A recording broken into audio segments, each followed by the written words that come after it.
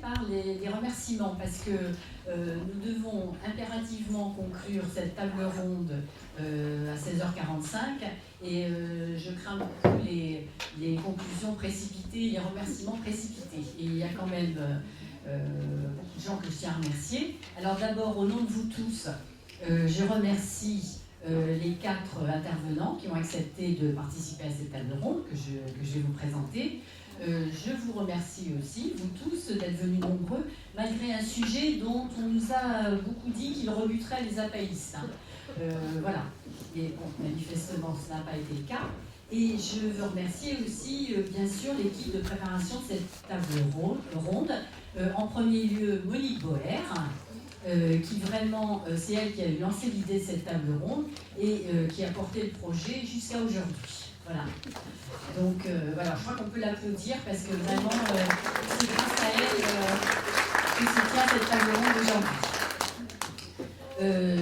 De cette équipe aussi, dans cette équipe, il y avait aussi Marion Vallée-Carrecchio, qui est très occupée, mais qui a trouvé le temps de travailler avec nous malgré les 36 000 autres tâches auxquelles elle doit faire face. Florian, qui faisait partie aussi de l'équipe. Voilà.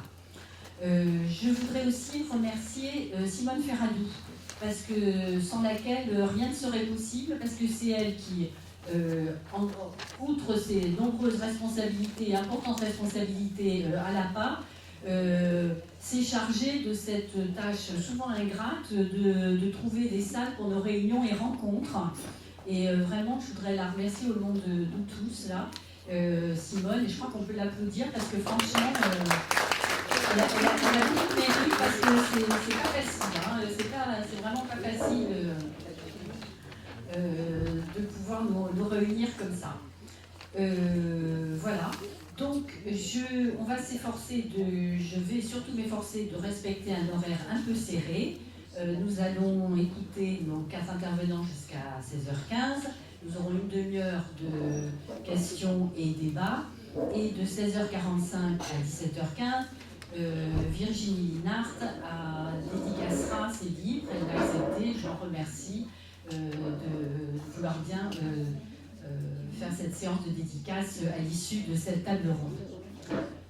Quelques mots avant de vous présenter les intervenants pour vous expliquer pourquoi il nous a semblé important, et tout le monde quand même bien sûr a rebondi sur cette idée lancée par Monique, de consacrer une table ronde aux enjeux juridiques liés aux missions et activités de l'APA. Philippe Lejeune, dès la création de l'APA en 1992, a bien compris l'importance du sujet. Et je le cite, il s'est adonné à l'exercice illégal de la jurisprudence. Mais il a fait ça très sérieusement. Il a écrit une quinzaine de chroniques juridiques publiées dans La Faute à Rousseau, rassemblées en 1998 dans un livre qui est disponible sur la table au fond, qui s'intitule Pour l'autobiographie chronique. Et ces chroniques sont aussi maintenant disponibles sur le site, elles sont en ligne sur le site de l'APA. Et je vous invite à lire très attentivement ces chroniques, si ce n'est déjà fait, parce que vous y trouverez vraiment toutes les questions posées sur les écritures de soi, depuis l'acte même d'écrire, depuis la démarche, la naissance même de la démarche autobiographique d'écriture, jusqu'à la lecture des textes autobiographiques par d'autres, et même jusqu'à cette étape où les textes n'appartiennent plus à leurs auteurs, mais à des ayants droit, qui donc ont des droits sur notre journal intime, nos lettres, l'histoire de notre vie. Et voilà, donc il y a toute une chaîne quand même de droits, depuis l'écriture même jusqu'à effectivement la transmission des textes autobiographiques. Voilà. Donc Philippe a fait un travail extrêmement important. Bon, il sait pas, je vous signale aussi que ce n'est pas qu'avec la création de l'APA que Philippe s'intéresse aux problèmes juridiques. Si vous lisez ce livre remarquable pour l'autobiographie, vous apprendrez que dès l'âge de 8 ans, il avait posé à ses parents la question « Est-ce qu'on a le droit de conduire une voiture sans permis dans son jardin ?» ce qui dénote quand même une certaine précocité et une attention très précoce aux problèmes juridiques, aux problèmes de droit. et entre le privé et le public, et aux frontières entre le privé et le public. Voilà. Donc, ces textes, nous sommes sans cesse confrontés à la part, vous le savez tous, à des questions, parfois sans réponse, sur ce que nous avons le droit de montrer, de divulguer, de publier. Et l'actualité nous rappelle souvent que tout texte autobiographique implique forcément d'autres personnes que soi, et donc présente certains risques dans le domaine de l'édition, mais même quand les textes autobiographiques restent inédits. Je donnerai successivement la parole à Virginie Linhart, écrivaine et cinéaste, Florian Gallien, archiviste, Laurence Sant'Antonios, éditrice, et Caroline Simon-Provost, avocate. Je vais d'abord donner la parole à Virginie Linhart. Nous lui avons emprunté le bandeau, là, mais il s'est perdu là. Le bandeau, nous lui avons emprunté pour notre sous-titre « À qui appartient notre histoire », le bandeau de son livre « Une salle à faire ». Le bandeau, c'était « À qui appartient l'histoire », ce qui n'est pas tout à fait pareil. J'ai déjà demandé comment je pouvais attaquer la part et recevoir des droits d'auteur, évidemment. Et donc, on va réformaliser tout ça à la sortie de la réunion. Voilà. Philippe va pouvoir nous attaquer aussi, parce que Le Moi et la Loi, c'était quand même c'est le titre de la deuxième partie de son livre, et justement qui introduit cette quinzaine de chroniques. Enfin, je ne résiste pas quand même, bon, ça va prendre 1 minute, mais il faut que je vous lise les titres, merci. Que je vous lise quand même pour vous montrer à quel point il a quand même bien déblayé dans les années 90 le terrain. Je vous lis très vite les titres des 15 chroniques écrites par Philippe dans les années 90, dès la création de l'APA. L'atteinte publique à la vie privée, à qui appartient une lettre, je fais mon testament, 1, 2, 3, là c'est un sujet qu'il a approfondi en 3 parties. Mon journal, petite lettre saisie, en 2 parties, écrire à l'ombre, au voleur, top secret, arrêtez-moi, diffamer, injurier, l'atteinte privée à la vie privée, et en dernier, vers l'éternité. Donc il y avait un petit espoir quand même à la fin des chroniques. Bon, donc le sous-titre, c'est « À qui appartient notre histoire » ou « À qui appartient l'histoire » parce que c'est bien là le cœur du problème. Je suis particulièrement heureuse, ceux qui me connaissent savent pourquoi, d'accueillir parmi nous une créatrice. Parce que Virginie, vous écrivez des livres, vous réalisez des films, dont plusieurs ont été récompensés, aussi bien livres que films, et vous vous intéressez à l'intime de multiples façons. Vous avez réalisé de très nombreux documentaires, il est impressionnant d'en lire la liste, et de voir aussi la diversité des sujets que vous choisissez. Et en même temps, on sent le fil qui les relie, que vous intéressiez à l'université de Vincennes ou à certaines grandes figures du cinéma et de la littérature.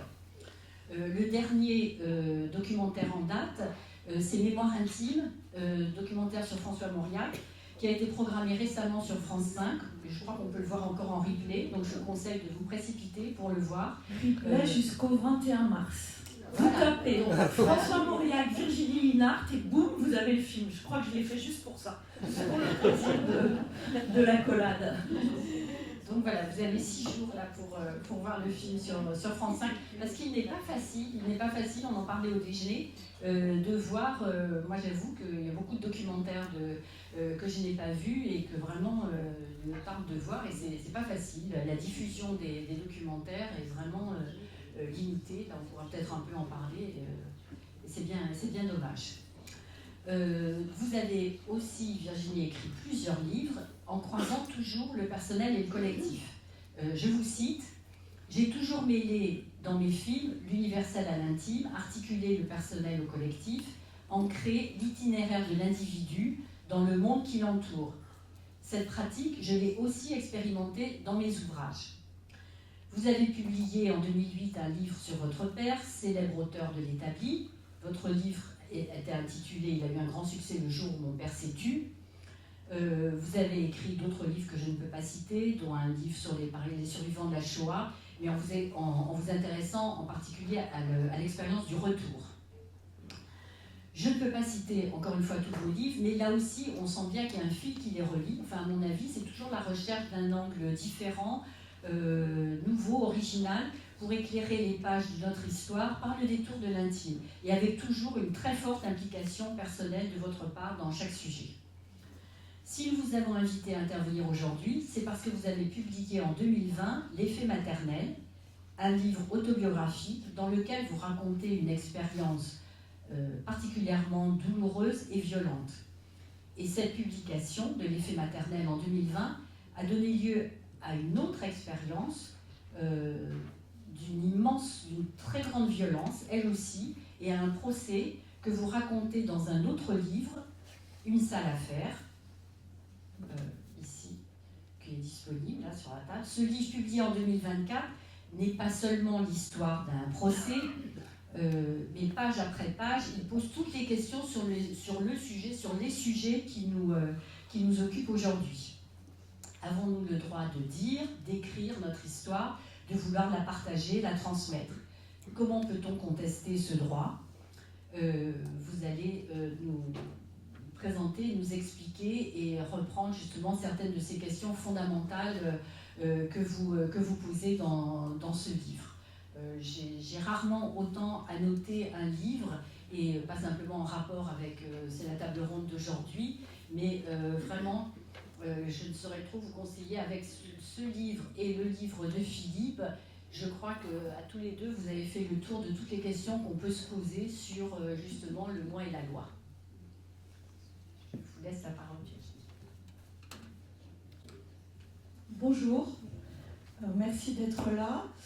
Alors je vais me livrer à un petit travail un peu d'équilibriste parce que j'ai essayé en fait de réfléchir à qu'est-ce qui fait de mon travail, pourquoi mon travail s'origine dans l'autobiographie, comment ça s'explique et quel lien j'essaye de mettre dans tout ça. Bon, voilà. Et donc, en fait, je ne suis pas partie spécifiquement de Une sale affaire et des histoires du contentieux juridique parce que j'ai imaginé qu'on en discuterait.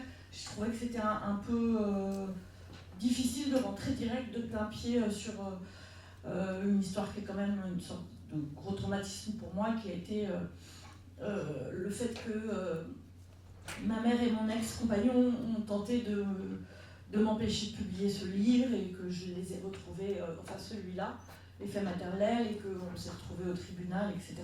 Voilà. Donc je vous propose ces réflexions sur qu'est-ce que c'est que pour moi le travail autobiographique. Et puis je me dis qu'à partir de là, ça énerve. Bon, je tente. Mes parents ont divorcé lorsque j'étais petite. Nous étions au mi-temps des années 70. La garde partagée n'était pas encore passée dans les mœurs. Si je passais la plupart de mes week-ends avec mon père, j'habitais chez ma mère au quotidien. Elle travaillait autant le jour qu'elle sortait le soir. Toutes ses nuits étaient réservées à sa vie de femme, sans doute sacrifiée trop tôt, mais ayant eu très jeune. Dans ces conditions, le babysitting n'était pas une option. Il aurait coûté excessivement cher. Ma mère me couchait, m'embrassait, puis disparaissait. Dès que j'entendais la porte d'entrée claquer, je sautais de mon lit et fonçais me réfugier dans l'angle gauche de notre salon. De l'autre côté de la rue, qui était étroite, se dressait un immeuble identique au nôtre. Au même étage, par la fenêtre, dans une symétrie quasi parfaite, je voyais un autre salon. C'est là que vivait ce que j'appelais en moi-même la famille parfaite, avec évidemment les guillemets qui s'imposent. Chaque soir, ils se mettaient à table, papa, maman, les 3 enfants. Chaque soir, je les observais. Les regarder parler, rire, manger me rassurait. Si proche, il y avait de la vie, des personnes, une famille. En cas de danger, me disais-je, je pourrais toujours me mettre sur le balcon, je ferais de grands gestes pour attirer leur attention et ils viendraient me sauver. Je passais des innombrables soirées ainsi, assise dans le noir. Je leur inventais des prénoms, des âges, une scolarité. J'attribuais un métier au papa, à la maman. J'essayais d'imaginer leur conversation. La famille parfaite, toujours entre guillemets, m'a aidée à ne pas me laisser submerger par la terreur d'être seule, la nuit, dans un appartement déserté.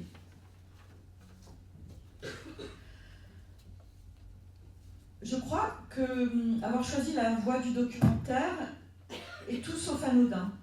Dans les films que je réalise, je suis derrière la caméra, je regarde, je pose des questions, j'écoute mes protagonistes.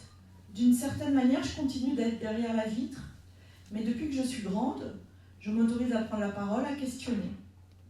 Grâce à ceux que je filme, naît le récit des histoires qui m'obsèdent. Ce sont eux qui me sortent à la fois du silence et de la solitude. Les voir vivre m'aide à vivre. Comme autrefois, petite fille scrutant la famille parfaite dans la pénombre du salon maternel, je scrute ceux avec lesquels je m'entretiens dans le noir d'un studio de tournage. Parallèlement à mon métier de réalisatrice de documentaire, j'ai commencé d'écrire des livres. Quand je réfléchis à mon travail littéraire, je constate qu'au départ, j'ai appliqué exactement la même méthode. Là encore, ce qui était premier pour moi était la rencontre avec l'autre, le dialogue. C'est la raison pour laquelle j'ai choisi l'essai et non la fiction. J'étais mue par une absolue certitude, vérifiée enfant. C'est du monde extérieur que vient l'espoir. L'espoir de quoi ? Eh bien, l'espoir de comprendre, de nouer un dialogue, d'assembler les pièces du puzzle pour parvenir au travers des récits des autres à me raconter aussi. Dès mon premier livre, Volontaire pour l'usine, vie d'établi, j'ai souhaité recueillir les souvenirs de celles et ceux qui, comme mon père, étaient, conformément au précepte maoïste, descendus de cheval pour cueillir les fleurs. Vous aurez mis évidemment les guillemets.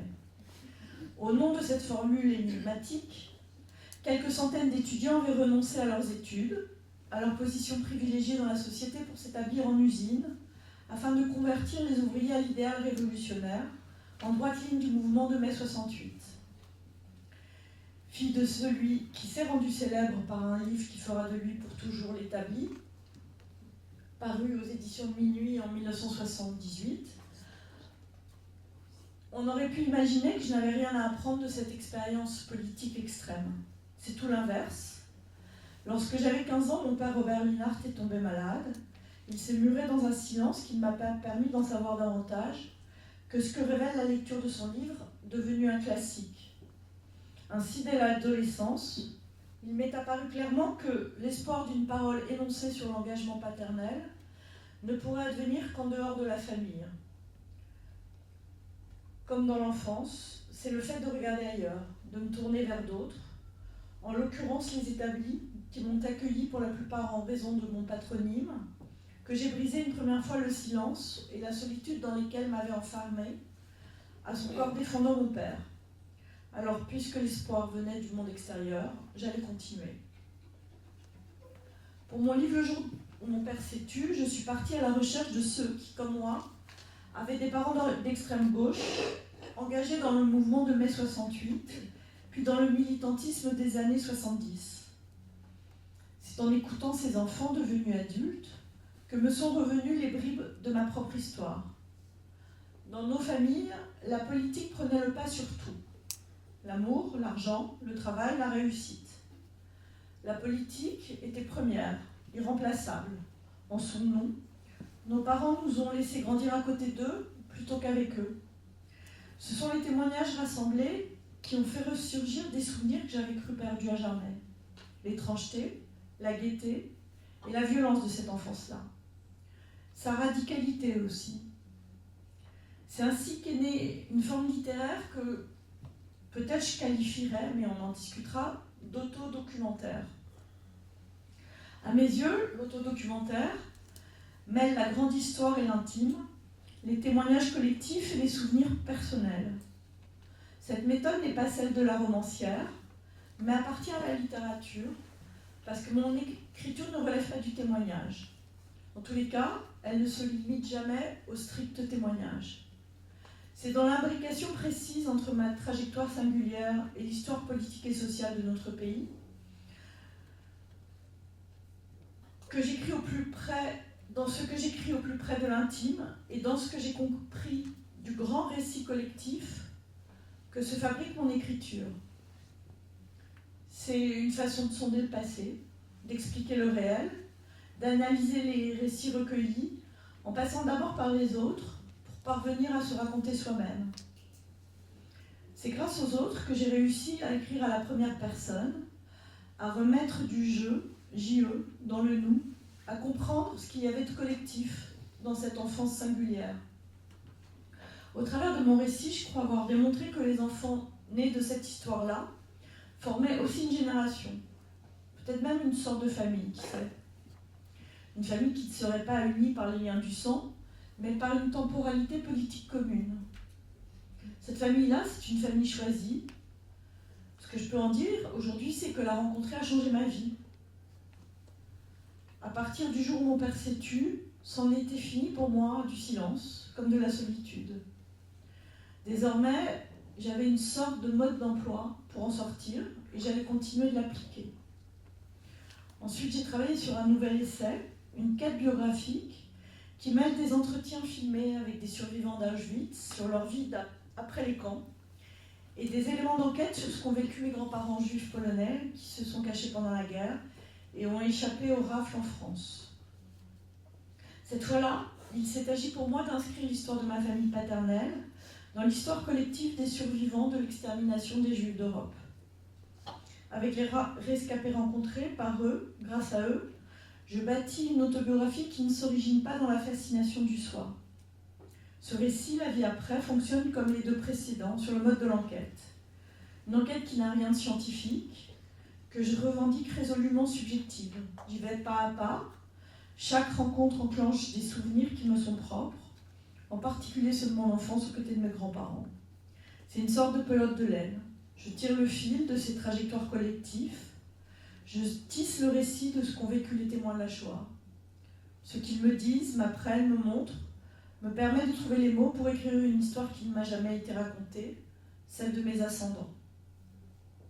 À la suite du jour où mon père s'est tu et de la vie après, j'ai longuement réfléchi à la rédaction d'un livre qui mettrait en scène une jeune maman et son bébé abandonné par le père lors de la grossesse. C'est une histoire qui m'est arrivée. J'étais cette femme-là. Je souhaitais décrire le sort que la société contemporaine réserve à ces femmes dites, on remet des guillemets, mères célibataires. Tant cela me semblait éloigné de la liberté des mœurs et de jugement dont je me souvenais enfant. En écrivant sur la solitude de cette femme et de son bébé, a surgi la question de la relation à la mère. Quelle mère est-on lorsqu'on vit seul avec son enfant? Quelle mère a-t-on eu? Comment se comporte votre mère dans la tourmente? J'ai alors compris combien la mienne avait pesé dans mon destin. Sur. Comme il y a 10 ans autour de la figure paternelle, je me suis penchée sur son influence, sur ses choix, pour en analyser leurs répercussions dans mes débuts de vie d'adulte. Cependant, contrairement à mes précédents récits, je ne suis pas partie à la recherche d'autres femmes élevées comme moi dans les années 70 qui auraient connu le même type d'enfance et qui auraient peut-être eu le même type de mère. Je ne l'ai pas fait parce que dans mon récit, donc les faits maternels, je transforme ma mère en figure générationnelle.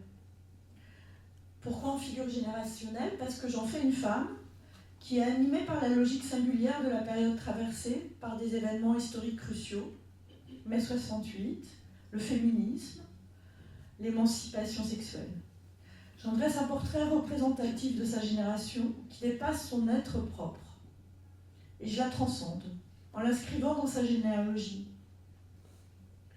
Finalement, une famille est-elle autre chose que le nœud improbable de deux lignées qui se prolongent après avoir mélangé leur corps, mais bien plus encore leur inconscient? Le rôle de la Shoah dans l'histoire de mon père fut au moins aussi prédominant dans son destin que l'enfance patriarcale dans laquelle fut élevée ma mère. Les faits maternels montrent combien sur 3 générations, ma grand-mère, ma mère, la mienne, la transformation des rapports entre hommes et femmes a dynamité des habitudes ancestrales sans que l'on sache toujours par quoi les remplacer. Le récit des relations mère-fille s'inscrit dans un contexte bien plus large que notre seul duo. Il restitue le mouvement de libération des femmes dans les années 70 et interroge la notion de transmission filiale sur un demi-siècle. L'un de mes proches a qualifié ce livre de « mémoire d'une jeune fille dérangée ». C'est bien vu. Oui, j'ai été longtemps très dérangée par tout ce dont j'avais hérité, mais qui ne m'avait pas été expliqué. Et il m'a fallu le comprendre pour devenir à mon tour mère. L'effet maternel est à ce jour mon ouvrage le plus intime, même si je suis convaincue qu'il recèle une forte part d'universel. Au-delà de mon aventure individuelle, il retrace une trajectoire ancrée dans le devenir collectif de ma génération. C'est une génération, et je livre, je trouve que c'est intéressant pour la part, c'est une génération qui, contrairement à celle de nos parents, qu'on appelle la génération 68, contrairement à celle de mes enfants, qu'on appelle la génération soit Instagram, soit MeToo, eh bien ma génération elle n'a pas de nom. Je ne sais pas comment elle s'appelle, si vous avez des idées, j'adorerais en avoir. Et donc, je crois que cette génération qui n'a pas de nom a cependant des choses à dire, à écrire, à transmettre, comme en témoignent les récits de Vanessa Springora, Le consentement, de Camille Kouchner, La famille agrandée. Et je dois dire que l'espoir pour moi, ce sont ces autrices qui se sont saisies, elles aussi, de leur enfance, de leur adolescence, de leur vie de femme, et imposent leur voix. Le dernier livre que j'évoquerai, pardon, j'y arrive, et le plus récent, c'est un livre que je n'aurais jamais pensé écrire, qui m'a fait désespérer de la famille. Bon, allez, qui m'a fait désespérer de ma famille. Il raconte l'histoire suivante. Au tout début du mois de janvier 2020, mon éditrice m'a annoncé que l'effet maternel, qui devait être publié ce même mois, faisait l'objet d'une procédure en référé. Ma mère et mon ex-compagnon exigeaient le retrait de, je vous le donne en mille, 68 pages. C'est pas extraordinaire ça. Alors là, si l'inconscient gît pas quelque part, c'est pas oui. 68 fucking pages. Pas 57, pas 72, 68. Alors moi j'ai quand même fait un film qui s'appelle 68, mes parents et moi, donc je suis la fille de Robert Linard toute ma vie, j'ai que entendu parler de 68. Mes plus mauvaises notes en dissert, c'était sur 68, parce qu'on disait toujours, bah alors avec votre père, gna, vous êtes nuls. Bref, 68 pages interdites du récit. Bon, ça m'apprendra. Donc ce mois de janvier que je pensais consacrer à la promotion de mon livre se transforme en préparation de ma défense. Je dois collecter des attestations qui affirment que, contrairement au dire des plaignants, tout ce que j'ai écrit est de notoriété publique, que rien n'est attentatoire à la vie privée. On en parlera. Moi, j'ai été attaquée pour atteinte à la vie privée. Attention, pas atteinte en diffamation, mais c'est très important et j'y tiens. Parce que atteinte à la vie privée, c'est-à-dire que vous révéleriez des secrets qui ne devraient pas être révélés. Diffamer, c'est mentir, c'est plein de choses, mais en tout cas, c'est pas ça dont j'ai été attaquée. Alors, qu'est-ce que j'ai fait ? Eh bien, je me suis grouillée, parce que quand on est en référé, on a 3 semaines pour se préparer. Donc j'ai remonté le temps de façon bien plus vertigineuse qu'au moment de la rédaction de mon récit. J'ai retrouvé les proches de ma mère que j'ai connus enfant. J'ai sollicité mon propre entourage. La scène pour moi la plus marquante restant ce que mon père et moi nous sommes dit à l'occasion et ce qu'il a écrit en ma faveur. Bientôt, j'ai détenu entre mes mains de nombreuses attestations. Elles ont confirmé en des termes autrement plus durs que ce que relate le récit, dont la publication est suspendue, ce que j'écrivais. En outre, l'alliance que l'on peut qualifier de contre-nature, formée par ma mère et mon ex-compagnon qui m'assignent devant un tribunal, est en soi la meilleure démonstration de l'ambivalence du lien maternel que j'avais décrit dans l'effet maternel. Mais enfin bon, en janvier 2020, j'ai vécu une sacrée mise en abîme. Dans une sale affaire, que j'ai écrit 2 ans plus tard, que je ne pensais pas écrire, et puis finalement c'était ma seule manière de sortir de ce cauchemar. J'ai essayé de répondre aux questions posées lors du procès qui m'a été intenté. A-t-on le droit de documenter une période historique, mai 68, et plus largement les mutations sociétales qui en ont découlé dans les années 70 et 80, en s'affranchissant de ceux qui l'ont vécu en tant qu'acteurs impliqués, et qui estiment être les seuls à pouvoir en parler. Comment est-ce qu'on écrit sur soi en passant sous silence son enfance, ses parents, ses amours? Dans le domaine de l'écriture autobiographique, que dit la justice? Qu'est-ce qu'elle autorise? Qu'est-ce qu'elle interdit? Jusqu'où peut-on aller dans le récit de soi sans blesser l'autre? C'est une vaste question à laquelle j'ai essayé de répondre dans ce livre. Et même si je n'irai pas jusqu'à soutenir qu'un procès a le même impact qu'une psychanalyse, Une sale affaire reste pour moi l'un des récits les plus personnels que j'écris, à travers une question qui traverse toute la littérature contemporaine. À qui appartient l'histoire? Je vous remercie beaucoup pour votre attention.